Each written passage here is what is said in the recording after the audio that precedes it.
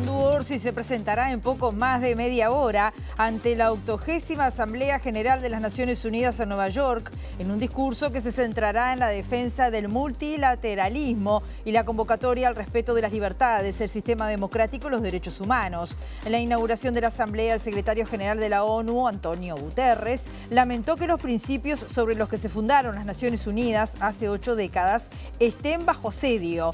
El presidente de Brasil, Luiz Inácio Lula da Silva, por su parte, instó a la Asamblea General a refundar la Organización Mundial de Comercio a fin de ponerle coto a medidas unilaterales que atentan contra el orden multilateral. Finalmente, en un polémico discurso, el presidente de Estados Unidos, Donald Trump, arremetió contra las Naciones Unidas, la inmigración y el cambio climático.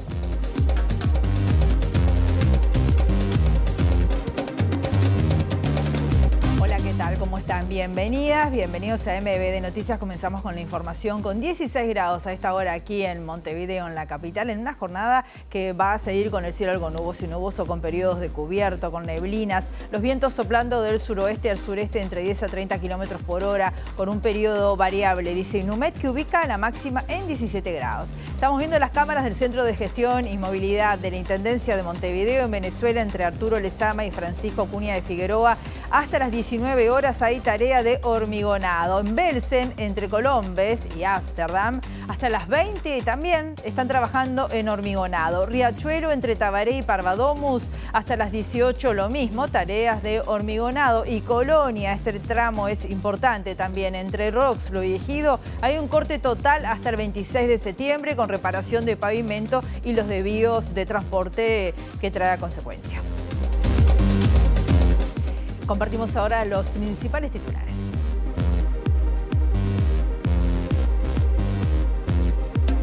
El senador del Frente Amplio, Daniel Cayani, coordinador de la bancada del oficialismo, defendió el posicionamiento del Uruguay ante la situación en Gaza. Cayani enfatizó que la realidad se ha deteriorado cada vez más y es casi insostenible, y recordó que el gobierno revirtió las abstenciones de Uruguay en la ONU en votaciones críticas con Israel, a diferencia de lo que hizo la administración anterior. El Ministerio de Transporte y Obras Públicas compareció ante la Comisión de Presupuestos integrada con Hacienda y defendió el plan presupuestal para la cartera en el próximo quinquenio. La titular del Ministerio, Lucía Echeverri, afirmó que este presupuesto es el plan de inversiones que necesita el país y que va a permitir más oportunidades de crecimiento a la población. La Asociación de Jugueteros del Uruguay estima que son 150 los puestos de trabajo que se han perdido hasta ahora como consecuencia del régimen de franquicias libre de impuestos que se implantó en el país con la plataforma china Temu. El directorio de la Administración Nacional de Puertos inició el proceso de rescisión de la concesión de la firma Lobraus, que presta servicios de depósito logístico en la terminal de Montevideo, que mantiene deudas correspondientes a 11 meses del canon de operación y no ha cumplido con varias inversiones contractuales. La Comisión de Asuntos Electorales de la Corte Electoral analiza desde este martes si suspende la ciudadanía al intendente de Soriano, Guillermo Besosi, luego de haber sido notificada por un tribunal de apelaciones sobre la formalización contra el dirigente blanco por 7 delitos de corrupción. La Fiscalía de Brasil acusó este lunes a Eduardo Bolsonaro de intentar interferir en el juicio por golpismo contra su padre, el expresidente Jair Bolsonaro, con maniobras para que Estados Unidos impusiera sanciones a su país y, según la denuncia, buscó subordinar los intereses de Brasil y de toda la sociedad a su propia agenda personal y familiar. La Intendencia de Montevideo presentó hace algunos minutos la primera parte del plan de movilidad. Estamos en contacto ya con nuestro periodista Eduardo Delgado. Buen mediodía, Eduardo, ¿cómo estás? Bienvenido. Un gusto saludarte, Rosina. Así es, hace apenas minutos terminó la conferencia en que la Intendencia, bajo la premisa de un Montevideo más ágil y ordenado, presentó una serie de medidas juntamente para mejorar la circulación en la capital del país. Y estoy con Germán Benítez, director del Departamento de Movilidad de la Intendencia, para conocer, Benítez, los principales puntos de estas medidas. Por ejemplo, el cambio en el estacionamiento, en el horario de estacionamiento en 13 de las principales vías de la ciudad. Sí, bueno, nosotros estamos presentando un primer conjunto de acciones, que son 16 acciones. Tienen que ver la mitad de ellas con acciones de mejoras de la fiscalización y la otra mitad con acciones que tienen que ver con mejoras en el ordenamiento. Esta que tú estás mencionando es en 13 de las principales avenidas, en algunos tramos de ellas. Vamos a tratar de unificar los criterios y a disponer que el estacionamiento sea en el sentido de ingreso al centro, que no se pueda estacionar de 7 a 14, y en el sentido de salida, que no se pueda estacionar de 14 a 20.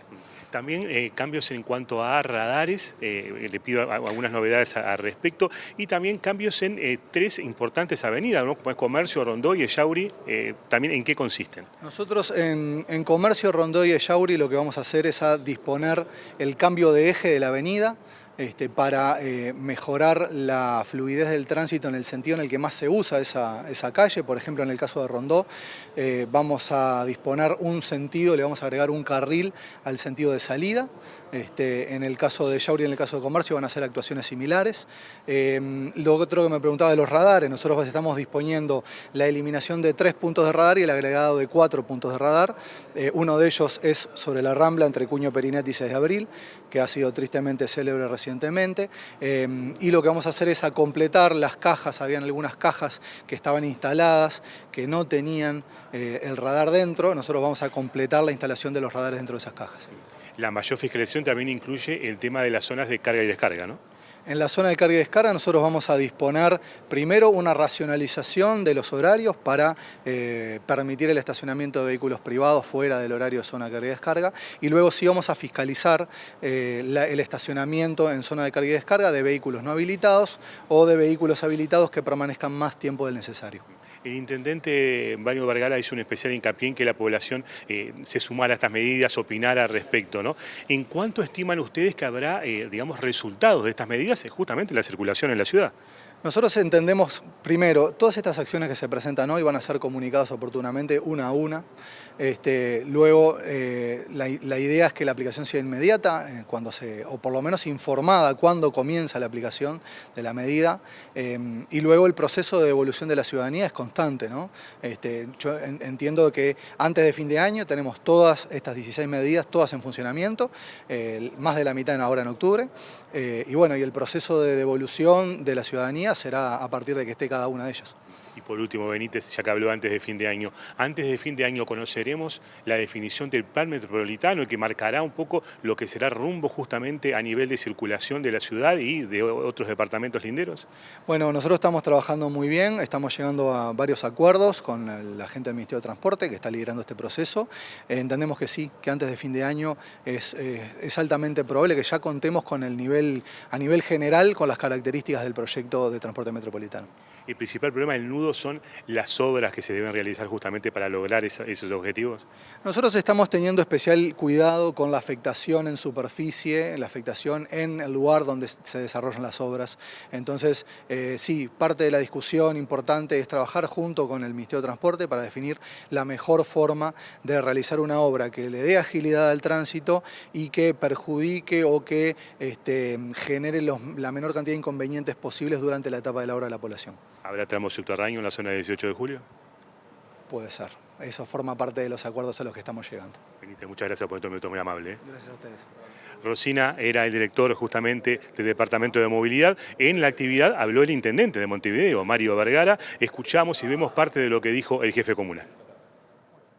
Hasta no tener definido el proyecto con su carácter ejecutivo, viendo las dinámicas de ese proyecto, los tiempos, los procesos, ¿verdad? Y todo lo que va a afectar el proyecto, la movilidad y los negocios, tanto en Montevideo como en áreas del departamento de Canelones, no tendría sentido plantearnos el desarrollo integral de un programa de movilidad que cubra todas las aristas. Por lo tanto, nos parece que estas son medidas que ya vamos a estar tomando, que van en la dirección de la que hablamos, que después a la hora de definir el proyecto de movilidad metropolitana habrá que ver cómo esto interactúa con las medidas que se toman hoy y con las normas que ya estaban en funcionamiento. Nos parece muy importante también entender que en estas cosas hay siempre una lógica de ensayo y error. Uno trabaja sobre la información que se tiene en el ámbito de vialidad sobre el tránsito, sobre los siniestros, ¿verdad? Temas de ordenamiento, de eficiencia, de seguridad. Pero después es un tema de ensayo y error, de ver qué medidas son las que van dando los buenos resultados. Y para eso sí nosotros llamamos a la participación de la ciudadanía, de que nos haga saber cómo va el funcionamiento de estas medidas. El presidente Yamandu Orsi está participando a esta hora de la 80ª Asamblea General de las Naciones Unidas, es en Nueva York, y está previsto que sobre las 13:45 realice su discurso minutos después de que hablen Luis Ignacio Lula da Silva y Donald Trump. Anoche Orsi participó de la cumbre anual Concordia 2025, es un foro sobre desarrollo que se realiza en esa ciudad estadounidense, donde adelantó allí parte del discurso de este mediodía, en el que, según dijo, se va a centrar en la defensa del multilateralismo y la convocatoria al respeto de las libertades, el sistema democrático y los derechos humanos. Quien analiza la historia del Uruguay y la historia de diplomacia uruguaya puede adivinar cuáles son algunas líneas de larga duración que nosotros vamos a instalar. Somos defensores a ultranza de los organismos mundiales que nos permiten resolver los problemas con menores dolores de cabeza del que de repente estamos pasando hoy. Somos conscientes de que el multilateralismo, en la medida que se modernice también, y lo entendemos, es lo que permite contener una situación que en algunos momentos parece explosiva. Y por otro lado, la convocatoria a que el respeto por las libertades, por la forma republicana y democrática de gobierno y por los derechos humanos son una línea que nos define incluso culturalmente, y eso es lo que venimos a defender. En otro pasaje, Orsi habló del Mercosur y el rol que tienen Paraguay y Uruguay como articuladores. También resaltó la necesidad de modernizar el acuerdo. Es lógico pensar y entender que la estrategia o ese producto que es el Mercosur o esa integración que es regional junto con Paraguay, Brasil y Argentina tiene que fortalecerse, modernizarse, y hacia eso vamos, siempre planteamos. Pasan los gobiernos, y eso es importante también saberlo.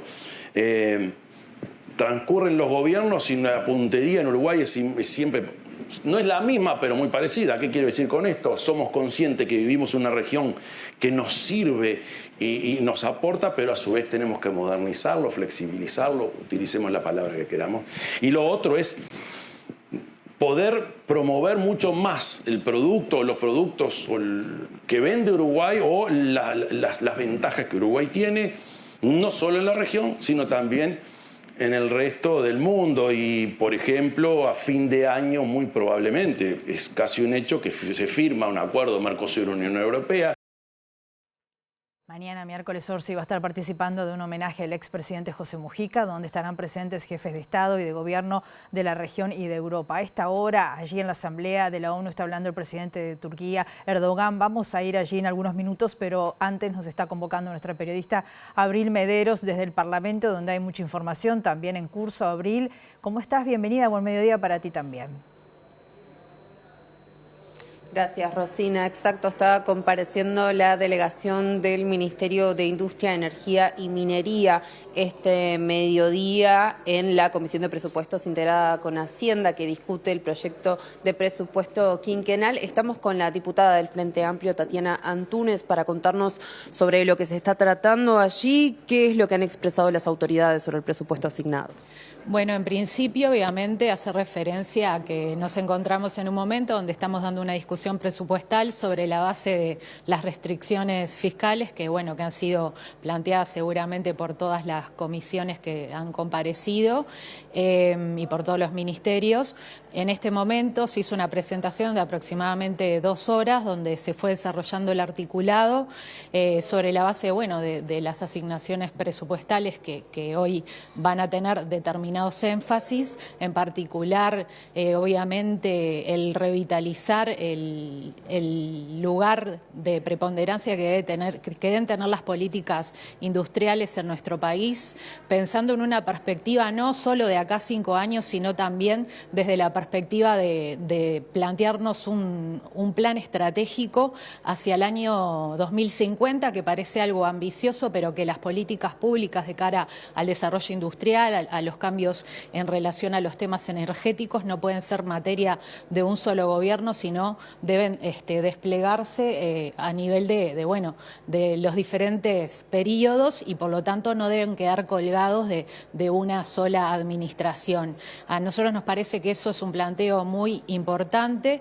además de, obviamente todo lo que tiene que ver con el desarrollo y la apuesta en los énfasis con relación a las MIPYMES, cuando el sector industrial hoy está compuesto por aproximadamente un 98% de este tipo de empresas, ¿no? De pequeñas y medianas empresas. En tal sentido, el hecho de que se plantee recursos para que haya una ventanilla única para desburocratizar, despapelizar, que es algo que también se ha planteado en otros ministerios, brinda eficiencia a la hora de gestionar, porque también es necesario que en este caso el Ministerio de Industria pueda desarrollar una política de gestión mucho más ágil y por lo tanto entendemos que eso es algo muy importante como anuncio para trasladar. Por otro lado, y a nivel de lo que son las políticas industriales específicamente, y viniendo de un proceso que no es de este periodo ni del periodo pasado, sino de que esto viene acompañado de un proceso histórico mucho más largo de desindustrialización del país, se están conformando espacios, en este caso de núcleos productivos, también centralizados en los nuevos cambios que se producen en relación a las políticas industriales, la incorporación de las nuevas tecnologías, el desarrollo en ese sentido de la innovación, de la perspectiva ambiental, de la sustentabilidad, todo esto también puesto en clave de, poner incentivos para que esta materia se pueda desarrollar. Al respecto de las telecomunicaciones, que es un área que también se encuentra en particular la DINATEL, el desarrollo en este sentido, hay algunas novedades. Se incorpora una Comisión Nacional Espacial, donde ahora estamos haciendo preguntas en torno a eso porque entendemos que esto tiene que ver con la soberanía, también con la posibilidad de poder, ante riesgos ambientales, poder anticiparnos en ese sentido. También los impactos que puedan desarrollarse a nivel de los diferentes territorios y la importancia que tiene esto en este contexto. Después hay algunos otros artículos que tal vez son de mediana trascendencia, pero se ha hablado mucho del tema deportivo y de las transmisiones deportivas, y hay un artículo en particular que de alguna manera insta a que haya un registro, el registro correspondiente en relación a las transmisiones deportivas, más que nada de las de alto alcance, que muchas veces no se tiene el registro de quiénes van a ser los que se encarguen de hacer esas transmisiones. En ese sentido, estamos dando esta discusión sobre cada uno de los artículos. Obviamente las políticas de innovación, insisto, todo lo que tiene que ver con el desarrollo de la industria y priorizar en aquellos sectores que hoy se ven más impactados también en función de la situación económica del país. El sector lácteo, que ahora también obviamente vamos a profundizar un poquito más en esos temas. Hay algunas cosas que todavía no les puedo anticipar porque estamos aguardando algunas respuestas, porque también sobre cada articulado entendemos que se va a desarrollar una estrategia y estamos un poco dando esa discusión en este momento y nos queda todavía para un rato, así que bueno. Diputada Antúnez, estamos en vivo para Telemundo. La consulta que le hago, lógicamente todavía está en proceso, pero el tema de la inversión en industrias a nivel local, que varias se han retirado en el correr de este último año, ¿está de algún modo plasmado en este presupuesto? ¿Se ha hablado, se ha abordado hasta ahora? Está plasmado en este presupuesto, de hecho, en relación a los ámbitos incluso de diálogo y de construcción colectiva que desde el propio Ministerio se están impulsando, en ese sentido se están estableciendo estrategias para poder dinamizar estos sectores que están profundamente afectados. Nosotros ya venimos de un proceso de legislatura donde también, como sabrán, hemos estado votando iniciativas que tienen que ver con, de alguna manera, salvaguardar estos sectores. En particular, me imagino, refieren al sector frigorífico, que es un sector que se ve terriblemente impactado. También hablamos obviamente de la industria láctea, el sector vinculado a la industria de la vestimenta, que además es un sector pequeño, pero que también es parte de estos núcleos productivos que se están conformando, donde diversos actores, en esto es importante decir que hay un protagonismo tanto de la parte trabajadora, del gobierno, ni que hablar, pero también del sector empresarial que está comprometido en ser parte. Estamos viendo a la diputada Tatiana Antúnez del Frente Amplio hablando, bueno, de lo que está sucediendo ahora en la Comisión de Presupuestos de Hacienda, pero nosotros estamos volviendo a la Asamblea General de la ONU, donde a esta hora sigue hablando Dina Boluarte, la presidenta de Perú, esperando obviamente que hable el presidente Yamandu Orsi, pero contarles, ahí estamos viendo a la presidenta de Perú. Anual.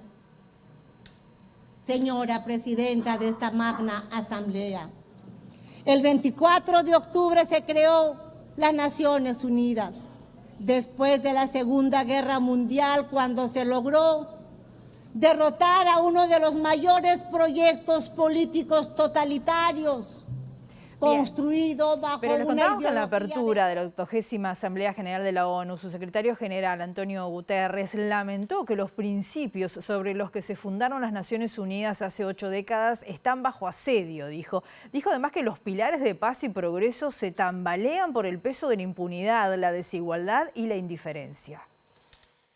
80 años después nos afrontamos nuevamente a la pregunta que tuvieron antes sí nuestros fundadores, pero con mayor urgencia, de forma más enrevesada, más dura. ¿Cuál es el tipo de mundo que deseamos construir juntos? Excelencias, lo tenemos muy claro. También está claro que la capacidad de realizar ese trabajo se nos está escapando. Hemos entrado en una era de alteraciones incansables, de sufrimiento humano constante. Miren a su alrededor. Los principios de las Naciones Unidas que han establecido están bajo asedio. Escuchen, los pilares de la paz y el progreso están tambaleándose bajo el peso de la impunidad, la desigualdad y la indiferencia. Y a su turno, el presidente de Estados Unidos, Donald Trump, criticó a los países que como Francia y Portugal reconocieron en las últimas horas al Estado palestino. Cuestionó también a la ONU por su rol en este y otros conflictos y dijo que tuvo que resolver 7 guerras sin ayuda de la comunidad internacional. Merezco el Premio Nobel de la Paz por eso, reclamó Trump, aunque aclaró que no le interesan los premios, sino salvar vidas. Yo, mientras estaba ajetreado, salvando millones de vidas, poniendo fin a esas guerras, no me di cuenta de ello. Pero ahora sí me doy cuenta de que las Naciones Unidas no han estado ahí para nosotros. Me he dado cuenta después, no durante esas negociaciones, que no fueron fáciles. Pero entonces, ¿qué sentido tienen las Naciones Unidas? Las Naciones Unidas tienen un potencial extraordinario, siempre lo he dicho. Un tremendísimo potencial. Pero no se están acercando ni mínimamente a realizar ese potencial. Parece que lo único que hacen es escribir cartas muy rotundas que luego no aplican en la práctica. Así no se resuelven las guerras. Lo único que resuelve las guerras son las acciones. Tras haberles puesto fin a todas esas guerras, habiendo negociado los acuerdos de Abraham, algo tan importante que nunca se ha reconocido que había conseguido mi país. Por cierto, tendría que recibir yo el Premio Nobel de la Paz por todos y cada uno de esos logros.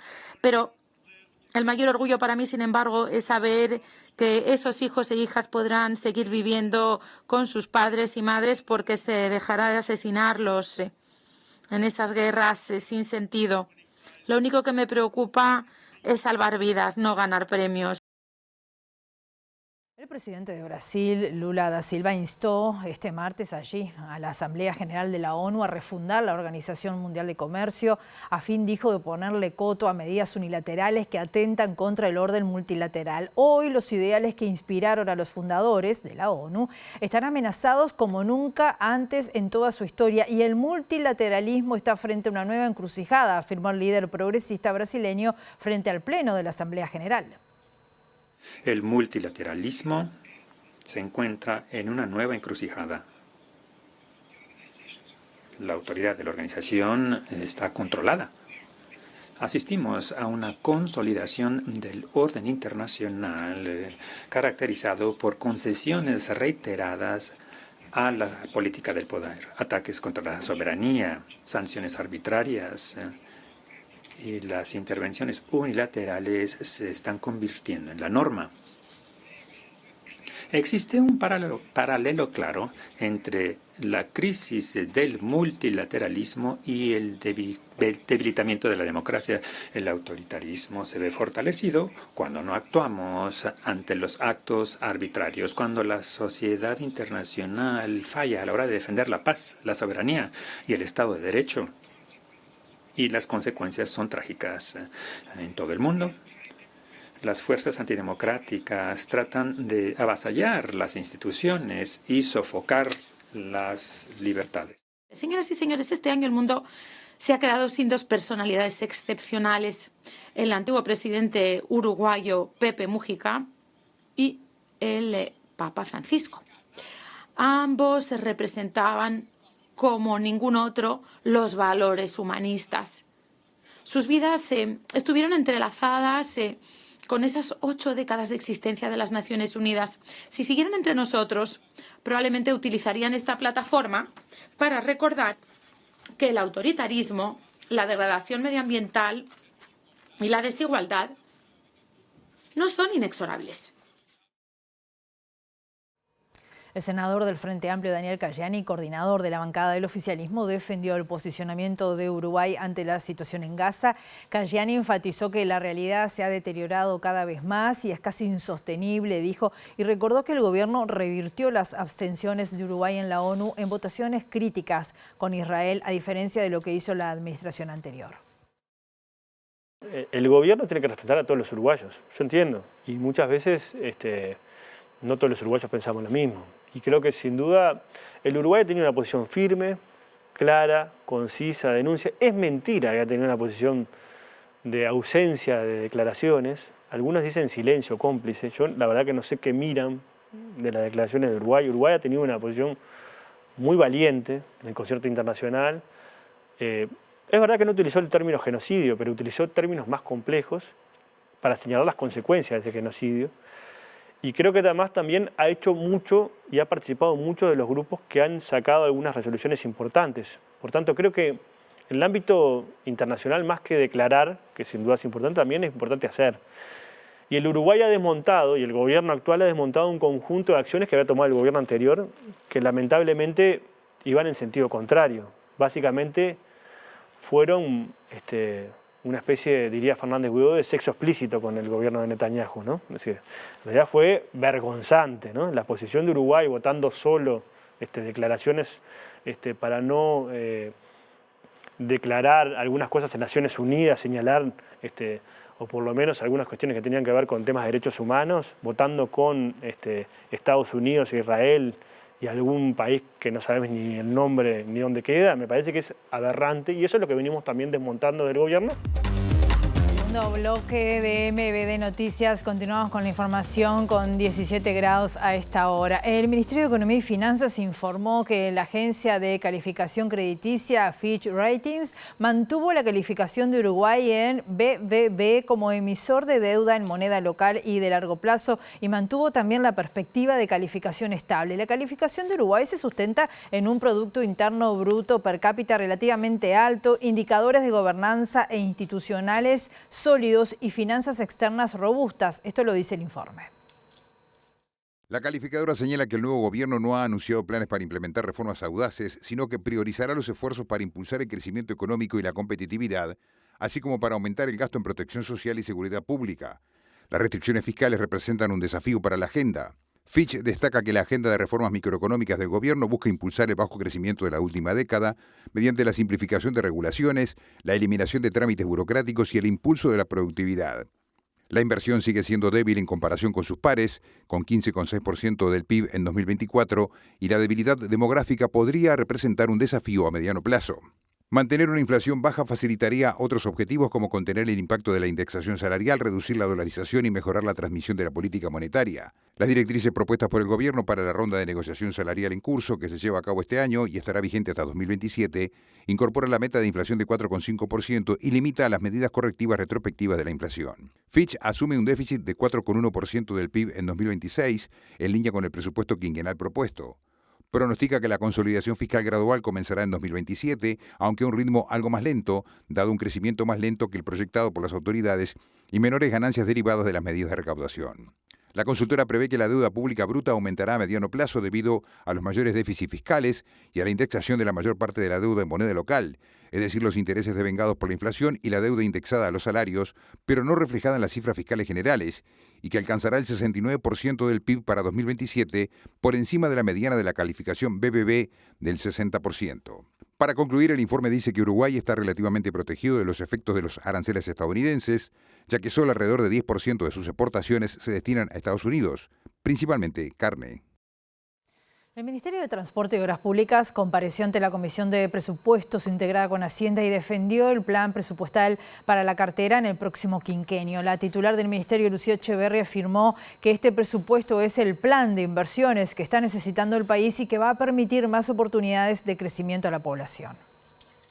Bueno, las prioridades, primero que nada, es conectar el país, conectar sectores productivos, conectar a la gente y conectar al Uruguay también con la región y con el mundo. Esto implica, es un ministerio que aporta la competitividad y tiene el mandato de acompañar las prioridades del gobierno, que es el crecimiento de la economía, generando trabajo, generando desarrollo en cada uno de los departamentos.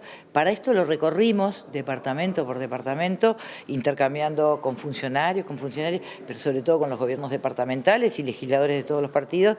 Por lo tanto, entendemos que vamos a cumplir, que esto es realmente un presupuesto que va a permitir generar muchas más oportunidades de crecimiento para nuestra gente. Ministra, ¿qué supone la creación de esta agencia del sistema de transporte metropolitano? Es sin duda uno de los hitos importantes en acercarnos a lo que nosotros hemos comprometido, que es la transformación del sistema metropolitano. Es una agencia que va a tener competencias de regulación que hoy están distribuidas, ¿verdad?, por partes entre gobiernos departamentales y Ministerio de Transporte, en este caso en particular Montevideo, Canelones y San José, a los efectos de ser más eficientes y poder gestionar los proyectos de transformación de la movilidad. Es prioridad el transporte en el área metropolitana porque tenemos casi el 60% de la población, pero no obstante, también hay un fortalecimiento de la Dirección Nacional de Transporte como reguladora del transporte, tanto de pasajeros como de carga a nivel nacional. Yo en realidad no vengo a compararme con la administración pasada, acá la población decidió, el gobierno hoy es del Frente Amplio y estamos trabajando y hemos generado un plan de inversiones que va a cerrar la malla vial, que va a mejorar la competitividad con criterios de eficiencia económica, de seguridad en el tránsito, tanto para la carga como para las personas, que va a desarrollar la infraestructura ferroviaria, mejorando la complementación multimodal con las plataformas portuarias, con una muy buena inversión, no solamente en lo vial, con una muy buena inversión en transporte ferroviario, con una muy buena inversión en los puertos deportivos, que son también aporte a la economía local, con un crecimiento importante a nivel de todo el territorio, con una distribución realmente con equidad de los convenios sociales. Así que yo estoy convencida, lo hemos demostrado aquí con esto, que efectivamente es un plan de inversiones que necesita el país en esta coyuntura. El diputado del Partido Nacional, Juan José Laizola, que fue subsecretario del Ministerio de Transporte y Obras Públicas, señaló que no pudieron examinar en detalle el plan presupuestal para el ministerio porque la delegación ministerial se tuvo que retirar antes de la comisión para asistir al entierro del fallecido exdiputado Gustavo Olmos. De todas formas, Laizola dijo que la cantidad de recursos dispuesta para el quinquenio en materia de transporte y obras públicas es menor que la de la pasada administración. Está en el orden de los 2.000 millones, es un presupuesto similar al del periodo 2015-2020, es menor al del pasado, que fueron 3.780 millones. En algunas obras vemos también en puentes algunas diferencias, 230 puentes contra 105 previstos en el periodo, es decir, es un plan menor y no llegamos a analizarlo en detalle porque ya te digo, la ministra se tenía que retirar. De todas formas, nosotros hicimos algunos planteos sobre caminería rural, nos interesaba que la ministra nos contestara sobre qué respuesta se le daba a las intendencias en materia de caminería rural. También le consultamos nuestra preocupación por el dragado a 14 metros del puerto de Montevideo, que el presidente del puerto manejó 2027 o 2028 para empezar las obras. Nos parece que es una obra muy importante para el país, que no se puede dilatar en el tiempo. Respecto al plan de transporte del Ministerio para la zona metropolitana, Olaizola valoró lo siguiente. Se dieron lineamientos generales, creemos que también el Ministerio tiene lineamientos generales, que todavía tiene que trabajar mucho. Nosotros teníamos algunas preguntas para hacer, pero que bueno, no nos dio el tiempo. Suponemos que van a venir a la Comisión de Transporte también en algún momento a presentarnos ese plan y allí vamos a hacer todas las preguntas que estimemos necesario.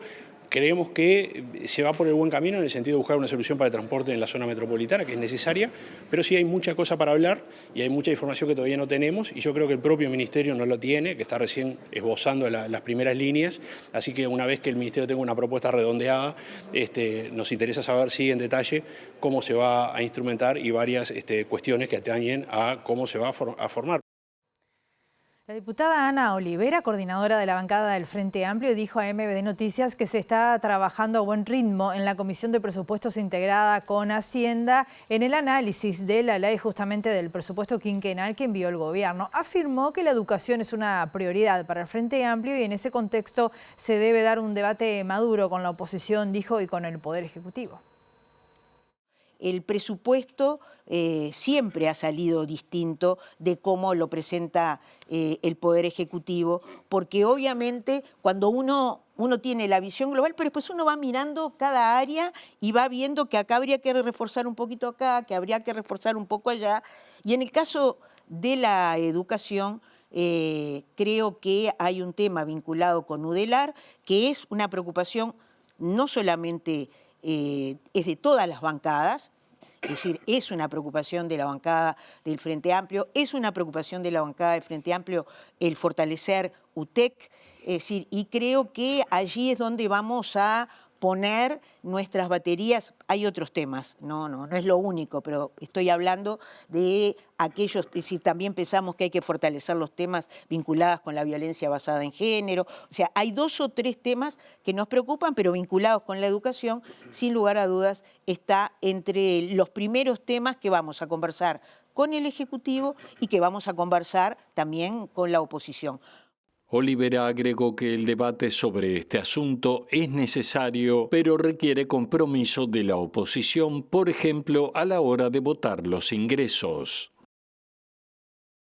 El senador Martín Lema del Partido Nacional realizó un pedido de informes solicitando detalles sobre la obra sustitutiva del proyecto Neptuno que, de acuerdo con el gobierno, implicaría un ahorro de 1/3 de la inversión prevista en la gestión anterior. Según Lema, el gobierno está improvisando en la instalación de un proyecto que tendrá consecuencias desde el punto de vista económico, ambiental y social. La improvisación en un tema de estas características hace lugar a la irresponsabilidad. Vos cuando presentás públicamente tenés que tener proyectadas las diferentes etapas y aproximados donde te expreses con claridad. Más cuando cancelaste un proyecto que estaba avanzado desde el punto de vista ambiental, avanzado desde el punto de vista jurídico, avanzado desde el punto de vista de los costos y avanzado desde el punto de vista estratégico porque era una fuente alternativa de suministro de agua potable. Entonces, vos haces un anuncio, decís que vas a generar un ahorro. Después trasciende públicamente que hay temor de que se convierta en un nuevo Antel Arena. Y después cuando empezás a aterrizar en el área chica con números más concretos, resulta que ese ahorro no es tal. Entonces, estás improvisando durante toda la etapa. Y a su vez, que no se están contemplando humanamente y productivamente las consecuencias de estas obras. Entonces, todo esto hace que el gobierno viene actuando con improvisación y eso da lugar a una profunda irresponsabilidad. En otro orden, Lema ratificó que no acompañará el proyecto de eutanasia porque, a su juicio, la iniciativa no ofrece garantías. Es un proyecto malo, es muy malo, no presenta garantías ni jurídicas ni médicas. Por otro lado, yo concibo los derechos asociados a la vida. Creo que los esfuerzos tienen que ser para la vida digna y no para la eutanasia, porque en realidad hay como un temor en ponerle el rótulo en el título del proyecto, que en realidad es un proyecto de eutanasia. No se puede hablar de muerte digna cuando no estamos garantizando la vida digna. La Asociación de Jugueteros del Uruguay estima que son 150 los puestos de trabajo que se han perdido hasta ahora como consecuencia del régimen de franquicias libre de impuestos que se implantó en el país con la plataforma china Temu. Federico Gerber, presidente de la asociación, dijo que los más comprometidos son los comercios chicos y medianos y además informó que una de las cadenas de juguetes más importantes de nuestro país lleva cerradas más de la mitad de las sucursales. Un dato que nosotros dábamos ayer en otra entrevista es que la segunda cadena de jugueterías más importante del país del año pasado a la fecha lleva cerrada la mitad de sus sucursales. O sea, es un número bastante importante y que por lo menos nos viene llamando bastante la atención.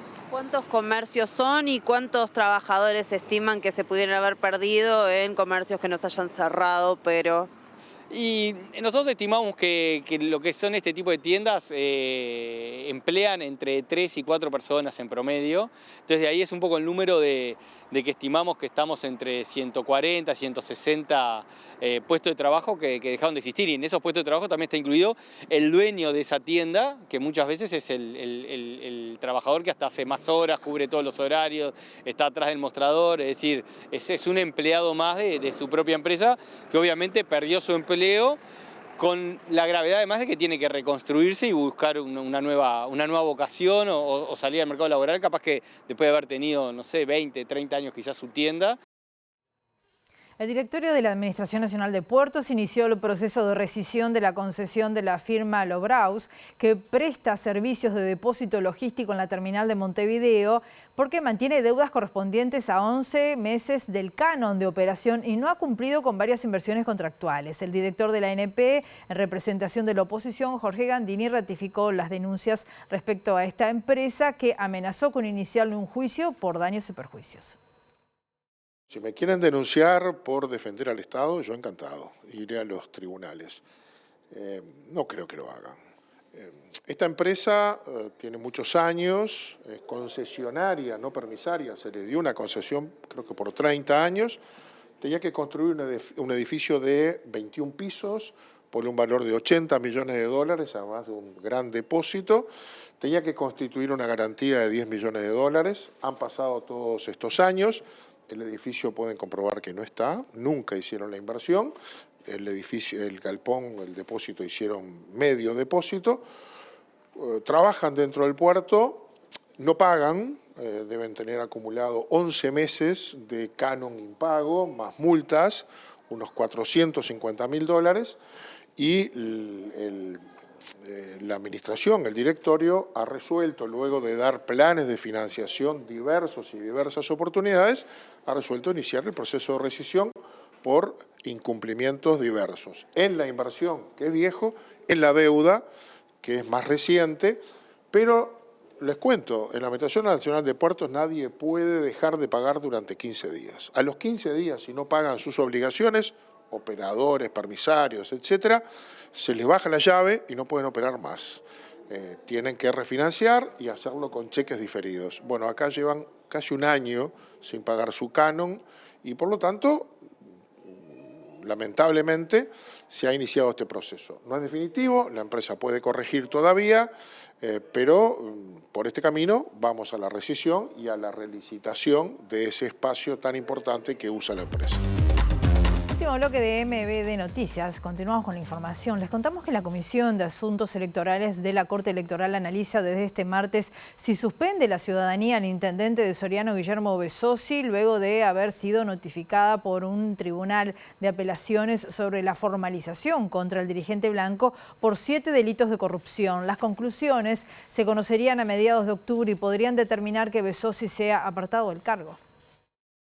La Comisión de Asuntos Electorales está integrada por 5 de los 9 integrantes de la Corte Electoral. El vicepresidente Alfredo Castelar, los ministros José Corseñac, Arturo Silvera y José Garchitorena y la ministra Analía Piñeirúa. De acuerdo con fuentes del organismo consultadas por MBD Noticias, la comisión se dará por enterada del asunto derivado el miércoles 17 por el directorio que preside Wilfredo Penco y completan Pablo Klappenbach, Cristina Arena y Juan Máspoli tras recibir la notificación judicial sobre la formalización de Guillermo Besossi. Esta acción fue resuelta por el Tribunal de Apelaciones de cuarto turno luego de que en primera instancia la jueza del caso, Ximena Menchaca, decidiera no comunicar la formalización de Besossi por delitos contra la administración pública como había solicitado Fiscalía. La controversia laudada por apelaciones se basaba en que el antiguo Código del Proceso Penal obligaba a la justicia a notificar los procesamientos que era cuando se abría la investigación penal sobre una persona. El término procesamiento cambió por el de formalización y en este sentido hay quienes consideran que se debe informar cuando hay condena firme, es decir, cuando ya no hay apelación posible, y otros, como el tribunal, que debe ser con la formalización. Las fuentes consultadas explicaron que la Comisión de Asuntos Políticos solicitará informes jurídicos antes de pronunciarse y elevar una recomendación al directorio de la Corte, que será el encargado de definir, se estima que a mediados de octubre, si suspende la ciudadanía de Besossi obligándolo a dejar el cargo o si puede continuar al frente de la Intendencia de Soriano mientras avanza la causa por corrupción. El Zunca estaba convocando para mañana a un paro general nacional en toda la industria bajo la consigna en defensa de la vida. La medida fue definida por el Comité Ejecutivo del sindicato el pasado 10 de septiembre tras analizar la emergencia que vive el país con los temas relacionados a la seguridad laboral y el aumento de la siniestralidad en el trabajo. La jornada tendrá concentraciones en varias zonas del país, con actos además en plazas, mesas de debates en las que se van a estar exponiendo por parte de autoridades departamentales, legisladores y académicos. En la zona metropolitana, Montevideo, Canelones, San José, la movilización será en la Plaza 1 de Mayo con la instalación de una carpa en la cual se realizarán 4 mesas temáticas relacionadas con la seguridad y la salud laboral.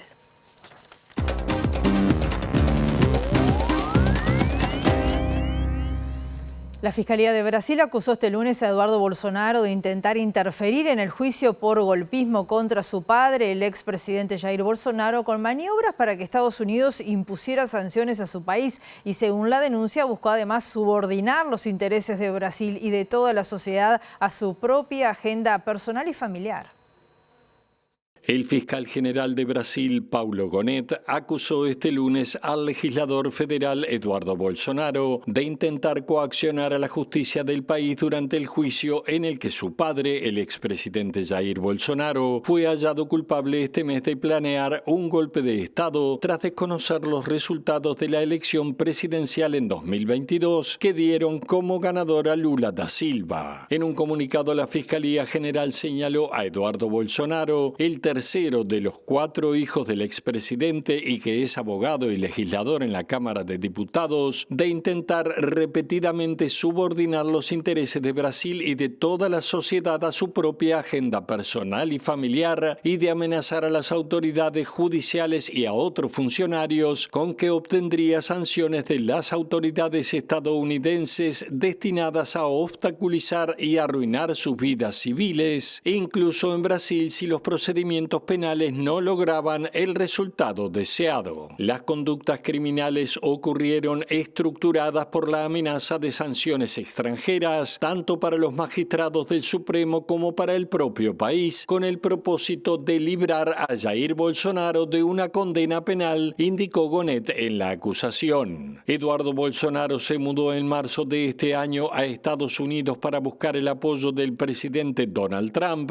cercano al exmandatario brasileño, para detener los procesos penales contra su padre, y además se atribuyó el mérito de haber ejercido presión e influencia en la Casa Blanca para que la administración de Trump anunciara la imposición de aranceles de 50% sobre la mayoría de los productos brasileños. En la misma denuncia también fue acusado por el mismo delito el bloguero y periodista Paulo Figueiredo, nieto del fallecido general João Figueiredo, el último presidente de la dictadura militar brasileña, quien ha respaldado las gestiones de Eduardo Bolsonaro ante las autoridades estadounidenses en el pedido de sanciones tanto económicas como restrictivas a distintos jueces y funcionarios de su propio país.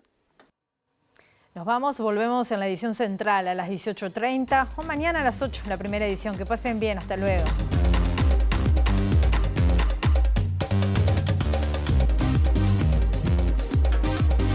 El senador del Frente Amplio, Daniel Cayani, coordinador de la bancada del oficialismo, defendió el posicionamiento del Uruguay ante la situación en Gaza. Cayani enfatizó que la realidad se ha deteriorado cada vez más y es casi insostenible, y recordó que el gobierno revirtió las abstenciones de Uruguay en la ONU en votaciones críticas con Israel, a diferencia de lo que hizo la administración anterior.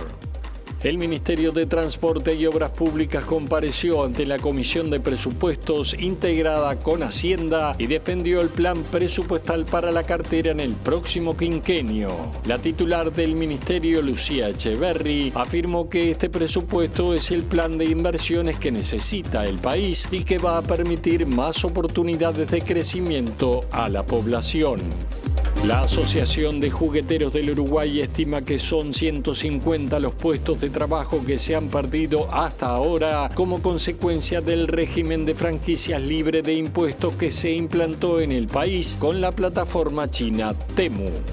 El directorio de la Administración Nacional de Puertos inició el proceso de rescisión de la concesión de la firma Lobraus, que presta servicios de depósito logístico en la terminal de Montevideo, que mantiene deudas correspondientes a 11 meses del canon de operación y no ha cumplido con varias inversiones contractuales. La Comisión de Asuntos Electorales de la Corte Electoral analiza desde este martes si suspende la ciudadanía al intendente de Soriano, Guillermo Besossi, luego de haber sido notificada por un tribunal de apelaciones sobre la formalización contra el dirigente blanco por 7 delitos de corrupción. La Fiscalía de Brasil acusó este lunes a Eduardo Bolsonaro de intentar interferir en el juicio por golpismo contra su padre, el expresidente Jair Bolsonaro, con maniobras para que Estados Unidos impusiera sanciones a su país y, según la denuncia, buscó subordinar los intereses de Brasil y de toda la sociedad a su propia agenda personal y familiar. El presidente Yamandu Orsi se presentó ante la 80ª Asamblea General de las Naciones Unidas en Nueva York en un discurso que se centró en la defensa del multilateralismo y la convocatoria al respecto de las libertades, el sistema democrático y los derechos humanos. Su discurso fue antecedido por el secretario general Antonio Guterres, el presidente Lula de Brasil y el presidente de Estados Unidos, Donald Trump.